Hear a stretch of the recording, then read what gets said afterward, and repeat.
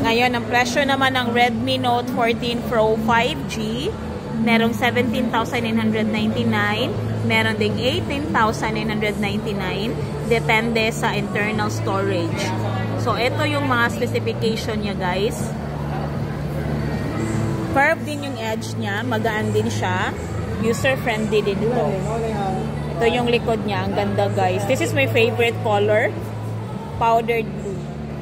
Powdered blue ba to? Or aqua. Ang ganda niya, guys. Ang ganda ng design ng kanyang edge curve siya. Tapos handy siya, handy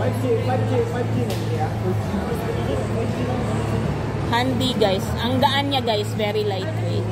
So this is the result of the camera quality. Curve yung edge niya. Curve yung edge.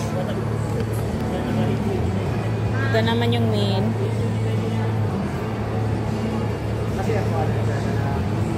Ang ganda niya, guys. I-try nyo tong Redmi Note 14 Pro 5G. Napaka-decent, napaka-classy na kanyang ng phone na to. And very handy.